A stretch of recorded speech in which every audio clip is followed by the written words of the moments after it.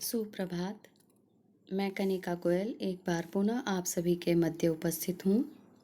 प्यारे विद्यार्थियों, आज हम व्याकरण भाग के अंतर्गत समास प्रकरण का अध्ययन करने जा रहे हैं। वैसे तो समास आपने पूर्व कक्षाओं में भी पढ़ा है, परंतु इस वर्ष आपके पाठ्यक्रम का ये हिस्सा होने के कारण हम इसे और विस्तार से पढ़ने का और समझने का कार्य करेंगे। आज हम जानने का प्रयास करेंगे कि समास शब्द का अर्थ क्या है, समस्त पद किसे कहते हैं, हिंदी में समास के कितने भेद होते हैं और समास के भेदों की पहचान कैसे की जाती है। देखिए और समझिए, आपको एक चित्र भी दिया जा रहा है और साथ ही साथ उसकी विषय वस्तु भी है। मेरा घर 4 राहों के पास है। उसी बात को हमने इस प्रकार भी लिखा है कि मेरा घर चौराहे के पास है। आपने ध्यान दिया होगा कि ऊपर दिए वाक्यों में एक ही बात को 2 वाक्य या 2 शब्दों में लिखा गया है। पहले वाक्य के रंगीन शब्दों को दूसरे वाक्य में संक्षिप्त करके लिखा गया है, लेकिन उसके अर्थ में कोई परिवर्तन नहीं आया। शब्दों के इसी संक्षिप्तीकरण की प्रक्रिया को या संक्षिप्त करने की विधि को ही समास कहते हैं। आइए एक और उदाहरण हम लेते हैं। बीरबल राजा के महल में गया। वहीं हमने इस बात को इस प्रकार भी लिखा है कि बीरबल राजमहल में गया। यहाँ भी देखिए कि ऊपर दिए गए वाक्यों में एक ही बात को 2 वाक्य में या 2 शब्दों में लिखा गया है। पहले वाक्य के रंगीन शब्दों को दूसरे वाक्य में संक्षिप्त करके लिखा गया है। जैसा कि आप देख पा रहे हैं, पहले पंक्ति में लिखा है राजा के महल और दूसरी पंक्ति में लिखा है राजमहल, लेकिन उसके अर्थ में कोई परिवर्तन नहीं आया। तो शब्दों के संक्षिप्त करने की विधि को ही समास कहते हैं। आइए हम समास का अर्थ जानें। समास शब्द का अर्थ है संक्षेप, या पारिभाषिक तौर पर हम देखें तो 2 या 2 से अधिक शब्दों को मिलाकर एक कर देना। शब्द समूह को संक्षिप्त करने की प्रक्रिया को ही समास कहते हैं। शब्दों के इन संक्षिप्त रूपों को व्याकरण में सामासिक पद या समस्त पद कहा जाता है। जैसे ईश्वर का भक्त, इसको हम संक्षिप्त रूप में लिख सकते हैं ईश्वर भक्त। तो यहाँ हमने का विभक्ति का लोप कर दिया। इस प्रकार जो नया शब्द बन रहा है ईश्वर भक्त, वह समस्त पद कहलाएगा। बीरबल राजमहल में गया। राजमहल शब्द 2 शब्दों के मेल से बना है। राज धन, महल यानी राजमहल। तो जब यह संक्षिप्त करके एक शब्द में बदला गया तो वह बना राजमहल, और यह राजमहल शब्द समस्त पद कहलाएगा। दूसरा उदाहरण हमने देखा, मेरा घर चौराहे के पास है। चौराहा शब्द 2 शब्दों के मेल से बना है। 4 धन राहें अर्थात चौराहा या चौराहें। यही चौराहे शब्द समस्त पद कहलाएगा। आपको ध्यान रखना है कि समस्त पद में 2 पद होते हैं, पूर्व पद और उत्तर पद। पहले पद को पूर्व पद तथा दूसरे पद को उत्तर पद कहा जाता है, तथा समस्त पद को अलग करके लिखा जाना समास विग्रह कहलाता है। जैसे समस्त पद में हमने एक शब्द लिया राजमहल, तो इसका समास विग्रह हो जाएगा राजा का महल। इसमें हमने का विभक्ति का प्रयोग किया है। दूसरा पद हम ले रहे हैं चौराहे, और इसका विग्रह करेंगे 4 राहों का समूह। तो इस प्रकार आपने अभी तक 3 परिभाषाओं को समझने का प्रयास किया है। सर्वप्रथम समास किसे कहते हैं, दूसरा समस्त पद क्या होता है, और तीसरा कि समास विग्रह किसे कहा जाता है। आइए हम समास के भेदों की जानकारी लेते हैं। समास के मुख्य रूप से 6 भेद होते हैं। पहला तत्पुरुष समास, दूसरा कर्मधारय समास, तीसरा द्विगु समास, चौथा भेद है द्वंद्व समास, पांचवा भेद अव्ययी भाव समास और छठा भेद बहुव्रीहि समास। आप चाहें तो इसे एक सूत्र के माध्यम से भी याद रख सकते हैं, जैसा कि यहाँ मैंने पास में लिखा है। तत्पुरुष का T, कर्मधारय का K, D² यानी कि द्विगु और द्वंद्व। A का तात्पर्य हो गया अव्ययी भाव समास और B का तात्पर्य हुआ बहुव्रीहि समास। तो इस प्रकार आप याद रखने के अलग अलग तरीकों को अपना सकते हैं, अपनी सुविधा के अनुसार भी नए सूत्र बना सकते हैं। तो इस प्रकार हमने जो सूत्र बनाया वो लिखा गया TK D² AB। अब हम पहले भेद की तरफ बढ़ते हैं, जिसमें हम पढ़ने जा रहे हैं तत्पुरुष समास। जिस समास के समस्त पद में पूर्व पद संज्ञा या विशेषण तथा उत्तर पद संज्ञा और प्रधान पद होता है, उसे तत्पुरुष समास कहते हैं। समास करने पर दोनों शब्दों के बीच कर्ता तथा संबोधन कारकों की विभक्ति को छोड़कर शेष विभक्तियों का लोप हो जाता है। विद्यार्थियों, आपने जानकारी वैसे पूर्व की कक्षाओं में भी जुटाई है कि विभक्तियां जो हैं वो 8 प्रकार की होती हैं, लेकिन जब हम तत्पुरुष समास में उपभेद पढ़ेंगे तो उसमें हमें ध्यान रखना है कि एक कर्ता उसमें नहीं पढ़ा जाएगा और दूसरा संबोधन कारक। तो कर्ता कारक और संबोधन कारक की विभक्तियों को छोड़कर शेष सभी विभक्तियों के प्रकार हम इसमें साथ में पढ़ेंगे। अब आपके सामने एक तालिका दी जा रही है, जिसमें आप देख सकते हैं कि हर वस्तु को, हर शब्द को अच्छे से समझाने का प्रयास किया गया है। समस्त पद देशभक्ति, पूर्व पद यानी इसका पहला पद है देश, उत्तर पद अर्थात बाद का पद वह है भक्ति, और समस्त पद का जब हमने विग्रह किया तो वह बना देश के लिए भक्ति। इसी प्रकार दूसरा उदाहरण लेते हैं घुड़सवार। इसमें पहला हो गया कि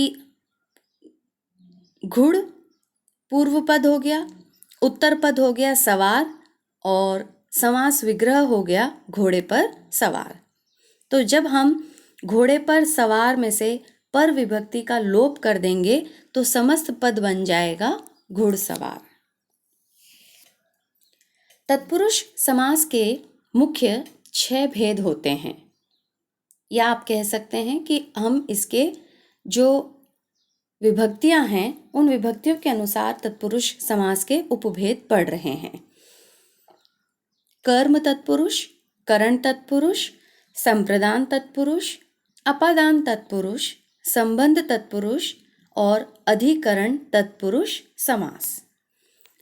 तो चलिए एक एक करके हम सभी के बारे में विस्तार से पढ़ते हैं। पहला है कर्म तत्पुरुष समास। इन सबको याद रखने की आवश्यकता इसलिए है क्योंकि आपको अगर विभक्तियां याद है तो आप भेद बहुत ही आसानी से, खासकर तत्पुरुष समास के जो ये भेद हैं उन्हें आप बहुत ही आसानी से पहचान पाएंगे। तत्पुरुष समास में बताया जा रहा है कि जिस समास के पूर्व पद में कर्म कारक की विभक्ति, और वह विभक्ति क्या है, को, का लोप हो उसे कर्म तत्पुरुष कहते हैं। आप जैसे कि यहाँ सामने देख रहे हैं, आपके सामने फिर 4 प्रकार से शब्दों को लिखा गया है। समस्त पद में है स्वर्ग प्राप्त, पूर्व पद उत्तर पद आपके सामने रखे गए हैं, स्वर्ग और प्राप्त। और समास विग्रह हो गया स्वर्ग को प्राप्त। दूसरा शब्द है जनप्रिय। पूर्व पद इसमें जन, उत्तर पद है प्रिय। विग्रह इसका बनेगा जन को प्रिय। तीसरा हमारा उदाहरण है परलोक गमन। पर इसमें पूर्व पद है, पहला पद है, लोक इसमें उत्तर पद है, तो इसका विग्रह हुआ परलोक को गमन। परलोक अर्थात दूसरा लोक। तो इस प्रकार हम देख रहे हैं कि जहाँ पर को विभक्ति का प्रयोग किया जा रहा है विग्रह के समय, वे सारे शब्द उदाहरण होंगे कर्म तत्पुरुष समास के। दूसरा है भेद करण तत्पुरुष समास। जिस समास के पूर्व पद में करण कारक की विभक्ति यानी से या द्वारा का लोप हो उसे करण तत्पुरुष कहते हैं। समस्त पद हम देखते हैं बाढ़ पीड़ित, तो इसका विग्रह बनेगा बाढ़ से पीड़ित। इसमें पूर्व पद और उत्तर पद बाढ़ और पीड़ित है। भयभीत, भय पूर्व पद है, भीत उत्तर पद है, विग्रह हुआ भय से भीत। तीसरा उदाहरण है गुण युक्त, जिसमें गुण पूर्व पद है, उत्तर पद है युक्त, तो इसका विग्रह बनेगा गुण से युक्त। अर्थात से विभक्ति का जब हम प्रयोग कर रहे हैं तो वे समस्त पद उदाहरण हो जाएंगे करण तत्पुरुष समास के। तीसरा भेद है संप्रदान तत्पुरुष समास। जिस समास के पूर्व पद में संप्रदान कारक की विभक्ति यानी के लिए का लोप हो उसे संप्रदान तत्पुरुष समास कहते हैं। उदाहरण है देशभक्ति, विग्रह हुआ इसका देश के लिए भक्ति। युद्ध भूमि, युद्ध के लिए भूमि। प्रयोगशाला, प्रयोग के लिए शाला। तो इस प्रकार अब आप समझ पा रहे होंगे कि हमें जहाँ कहीं भी हम अगर विभक्तियों का प्रयोग देखते हैं तो वे विभक्तियाँ तत्पुरुष समास के अंतर्गत ही आएंगी। चौथा तत्पुरुष समास का भेद है अपादान तत्पुरुष समास। जिस समास के पूर्व पद में अपादान कारक की विभक्ति अर्थात से का लोप हो उसे अपादान तत्पुरुष समास कहते हैं। यहाँ पर से अलग होने के भाव में है। से विभक्ति हम करण में भी पढ़ते हैं, लेकिन वहाँ पर वह एक जरिया, एक स्रोत के रूप में होता है, लेकिन अपादान में से विभक्ति अलग होने के भाव में या अलगाव के भाव में प्रयुक्त की जाती है। तो उदाहरण देखते हैं पथ भ्रष्ट। पूर्व पद पथ, उत्तर पद भ्रष्ट, विग्रह हुआ पथ से भ्रष्ट, यानी जो अपने पथ से, अपने रास्ते से भटक जाए। पाप मुक्त, इसका विग्रह हो जाएगा पाप से मुक्त। चरित्रहीन, चरित्र से हीन, हीन का अर्थ है रहित। पांचवा भेद है संबंध तत्पुरुष समास। जिस समास के पूर्व पद में संबंध कारक की विभक्ति का, की, के का लोप हो उसे संबंध तत्पुरुष कहते हैं। जैसे लोक नायक, तो लोक का नायक, ये इसका विग्रह होगा। दिनचर्या, दिन की चर्या। नयन तारे, नयन के तारे। छठा भेद है अधिकरण तत्पुरुष समास। जिस समास के पूर्व पद में अधिकरण कारक की विभक्ति अर्थात में, पर का लोप हो उसे अधिकरण तत्पुरुष समास कहते हैं। जैसे नगरवास, नगर में वास। घुड़सवार, घोड़े पर सवार। सिर दर्द, सिर में दर्द। तो अब तक हमने तत्पुरुष समास को विस्तार से पढ़ा है। मैं एक बार आपसे फिर कहना चाहूँगी कि 8 विभक्तियाँ हैं, लेकिन हमें कर्ता विभक्ति, कर्ता कारक और संबोधन कारक का प्रयोग इसमें नहीं करना है। शेष 6 कारक और उनकी विभक्तियाँ इस तत्पुरुष समास में प्रयुक्त की जाएंगी। आइए आगे बढ़ते हैं और कर्मधारय समास, जो कि समास का दूसरा भेद है, उसके बारे में जानकारी लेते हैं। जिन समासिक पदों के दोनों पदों में विशेषण विशेष्य या उपमान उपमेय का संबंध होता है, उन्हें कर्मधारय समास कहते हैं। विशेषण विशेष्य, विशेषण यानी जब हम किसी की विशेषता बताते हैं, और विशेष्य यानी उसकी जो विशेषता बताई गई है। जैसे नील गाय, इसमें समास विग्रह जब हम करेंगे तो वो इस प्रकार हो जाएगा, नीली है जो गाय, अर्थात यहाँ गाय कौन है, विशेष्य है, और उसकी विशेषण के लिए शब्द जो इस्तेमाल किया जा रहा है वो है नीली। तो गाय की विशेषता क्या बताई गई है, नीली, इसलिए उसका समस्त पद बना नील गाय। दूसरा उदाहरण है चंद्रमुखी, विग्रह हुआ चंद्र के समान मुख, तो मुख इसमें विशेष्य हो गया और मुख को किसके समान बताया जा रहा है, चंद्रमा के समान बताया जा रहा है, तो ये उसकी विशेषता हो गई, इसलिए इसको विशेषण कहा जा रहा है। तीसरा उदाहरण है चरण कमल, कमल के समान चरण, यानी चरण जो है वो विशेष्य हैं और उनकी कोमलता, उनकी नाजुकता की तुलना की जा रही है कमल से, तो वह इसका विशेषण हो गया। तीसरा भेद है समास का द्वंद्व समास। द्वंद्व समास में दोनों पद प्रधान होते हैं। दोनों पद से मतलब है पूर्व पद और उत्तर पद।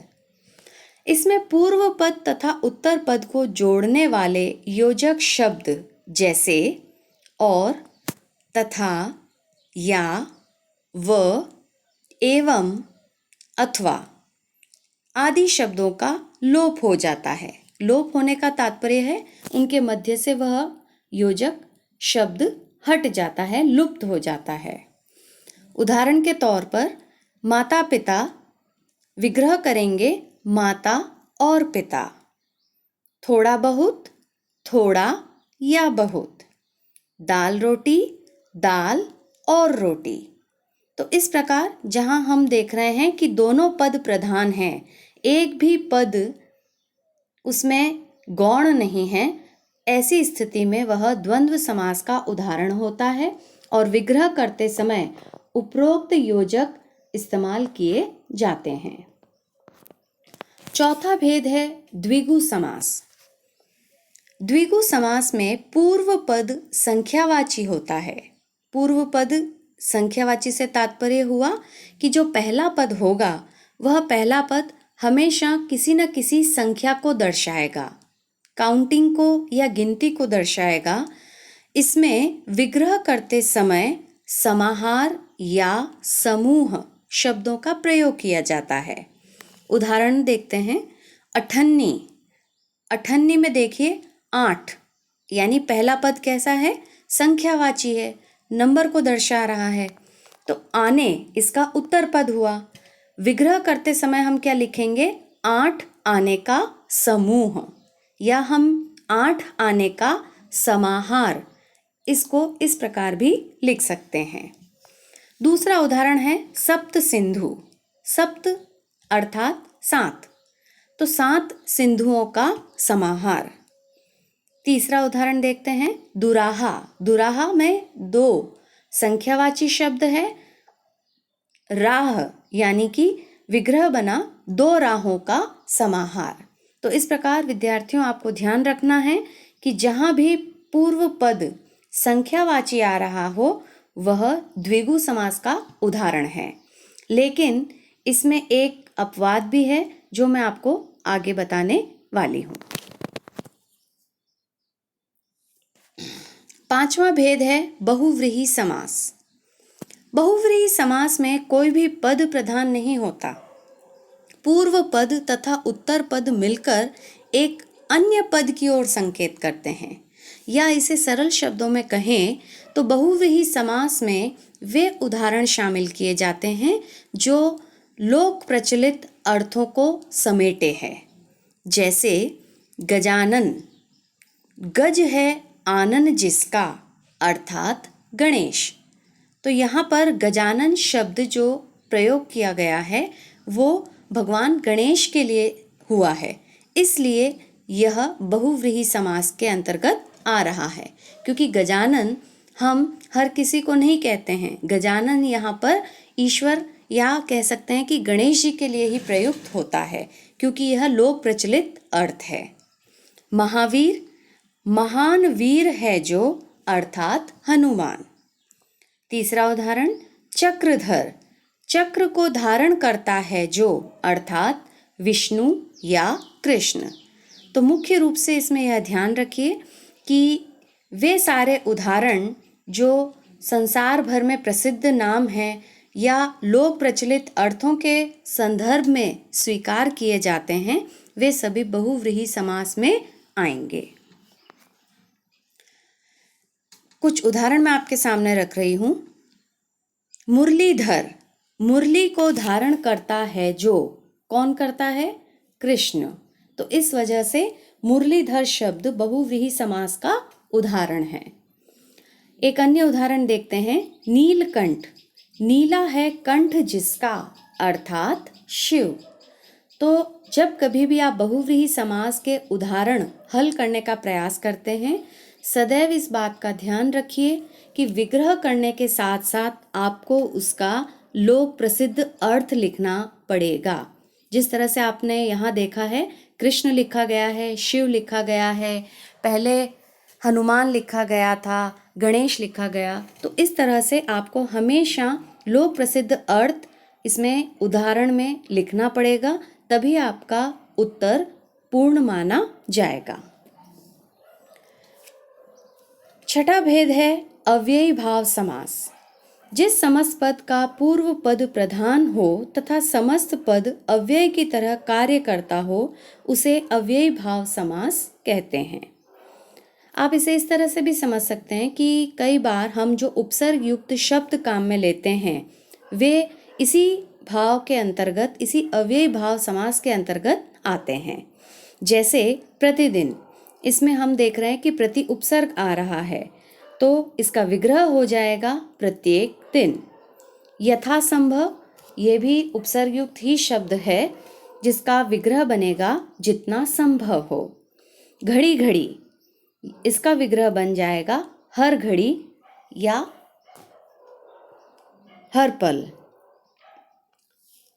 अब आपको कुछ बातों को बहुत ही ध्यान में रखने की आवश्यकता पड़ेगी, तो इन विशेष बातों को आप ध्यान रखिए कि कुछ समस्त पदों का प्रयोग बहुव्रीहि, कर्मधारय तथा द्विगु समास में किया जाता है।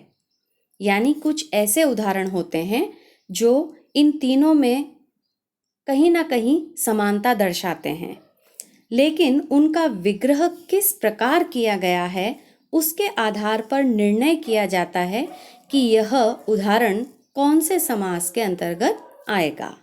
आपको मैं उदाहरण के माध्यम से स्पष्ट करती हूँ। तिरंगा, यदि इसको हम विग्रह में इस प्रकार लिखते हैं कि 3 रंगों का समाहार, तो यह द्विगु का उदाहरण है क्योंकि इसका पहला पद संख्यावाची है। लेकिन अगर हमने इसका विग्रह इस प्रकार किया कि 3 रंग हैं जिसमें, अर्थात भारतीय ध्वज, तो यह बहुव्रीहि समास का उदाहरण होगा। तो इस प्रकार कुछ ऐसे सामासिक पद होते हैं जो कह सकते हैं कि हम कॉमन रहते हैं, कईयों में इस्तेमाल होते हैं, तो उनका विग्रह करते समय विशेष सावधानी रखिए, या अगर विग्रह करके आपको दिया गया है तो उसको ध्यान में रख करके और आप समास का भेद लिखेंगे। दूसरा उदाहरण है पीताम्बर। पीला है अंबर जिसका, अर्थात कृष्ण। तो इसके अनुसार हुआ ये बहुव्रीहि समास। लेकिन अगर मैंने लिखा पीला अंबर, तो यह कर्मधारय समास के अंतर्गत आएगा। अन्य उदाहरण देखते हैं। कमल के समान नयन, तो यह कर्मधारय है। लेकिन अगर इस प्रकार लिखा गया कि कमल के समान नयन है जिसके, अर्थात कृष्ण या राम के लिए भी ये कहा जाता है, तो यह उदाहरण बहुव्रीहि समास में आएगा। एक और उदाहरण है त्रिफला, अर्थात त्रि का अर्थ होता है तीन, तो तीन फलों का समाहार।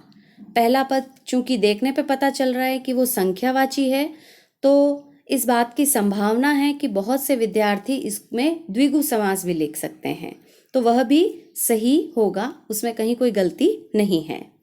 लेकिन यदि अगर हम इसका विग्रह देखते हैं कि तीन फल हैं जिसमें, अर्थात एक औषधि, एक दवाई विशेष के लिए यह शब्द काम में आता है, तो फिर यह बहुव्रीहि समास के अंतर्गत आएगा। तो बहुत कुछ विद्यार्थियों आपने देखा कि बहुव्रीहि समास, कर्मधारय समास, द्विगु समास, इनमें कुछ ऐसे उदाहरण हैं जो तीनों के अंतर्गत आते हैं, लेकिन सटीक विग्रह किस प्रकार किया गया है उसी से आप समास का सटीक भेद बता पाएंगे। तो विग्रह करते समय या भेद बताते समय हमेशा इस बात का ध्यान रखिएगा। आज के लिए इतना ही। धन्यवाद।